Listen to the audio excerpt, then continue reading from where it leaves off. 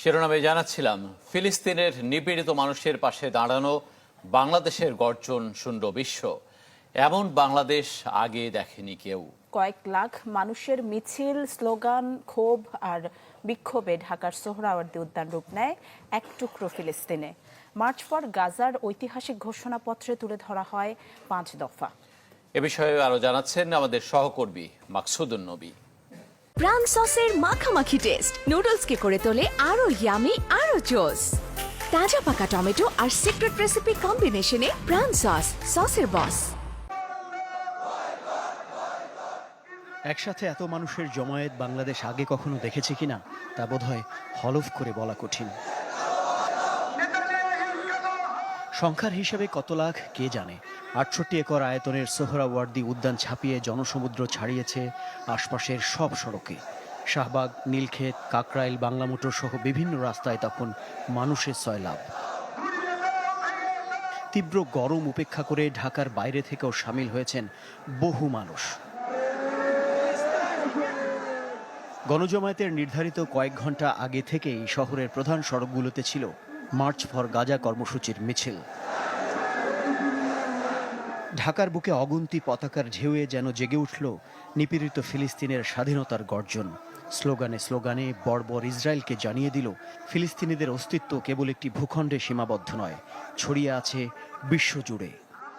ইসরায়েলের কাফেরের দালালেরা, তোমরা শুনে রাখো, পৃথিবীর মুসলমানরা কখনো ভয় করে না। পৃথিবীর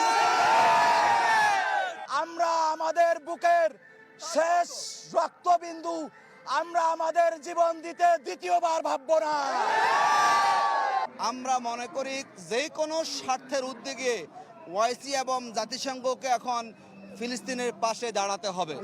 আমরা তো ওই দেশে যেতে পারছি না, তা আমাদের দেশের যতটুকু সামর্থ্য আমরা প্রতিবাদ করতেছি।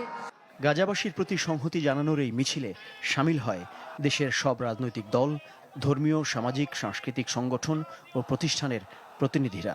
দূর দেশের নিপীড়িত মানুষের পাশে দাঁড়ানোর আহ্বান তারা ছড়িয়ে দিলেন লাখো জনতার মাঝে। ফিলিস্তিন, ফিলিস্তিন, আল কুদুস, আল কুদুস। এরপর মঞ্চ থেকে ঘোষণা করা হয় ঘোষণাপত্র। ইসরায়েলের সাথে কূটনৈতিক সম্পর্ক ছিন্ন করতে পৃথিবীর সব দেশের প্রতি আহ্বান জানানো হয়। সেই সাথে ইসরায়েল ভ্রমণ ইস্যুতে বাংলাদেশি পাসপোর্টে আগের শর্ত ফিরিয়ে আনার দাবিও ছিল ঘোষণাপত্রে। পূর্ব জেরুজালেমকে ফিলিস্তিন রাষ্ট্রের রাজধানী হিসেবে আন্তর্জাতিকভাবে স্বীকৃতি দিতে হবে এবং ফিলিস্তিনিদের আত্মনিয়ন্ত্রণ, নিরাপত্তা এবং রাষ্ট্রীয় সার্বভৌমত্ব প্রতিষ্ঠাকে উন্মুক্ত করতে হবে। পরাশক্তি কিংবা প্রভাবশালী রাষ্ট্র না হয়েও ফিলিস্তিনিদের জন্য বাংলাদেশের এই কর্মসূচিকে ঐতিহাসিক মনে করছেন সাধারণ মানুষ। আক্ষরিক অর্থে এটি হয়তো সরাসরি প্রভাব ফেলবে না, তবে তাদের প্রবল বিশ্বাস সেই দিন খুবই সন্নিকটে যখন মানবীয় মূল্যবোধ সম্পন্ন শতকোটি মানুষের প্রতিরোধে পর্যুদস্ত হবে ইসরায়েলি বর্বরতা। ফিলিস্তিনের পার্শ্ববর্তী ধনী আরব রাষ্ট্রগুলো যখন অনেকটা দর্শকের ভূমিকায়, তখন 5,500 কিলোমিটার দূরের মুসলিম প্রধান দেশ হিসেবে বাংলাদেশ এই গণজমায়েতের মধ্য দিয়ে জানিয়ে দিল স্বাধীনতাকামী ফিলিস্তিন একা নয়, কেবল মুসলিমরাই তো নয়, নানা জাতি, ধর্ম, বর্ণ নির্বিশেষে বহু মানুষের অংশগ্রহণের এই বিশাল শান্তিপূর্ণ জমায়েত উদার হয়ে থাকলো সকল অশান্তি আর যুদ্ধের বিরুদ্ধে। মাকসুদুন নবী, চ্যানেল 24, ঢাকা।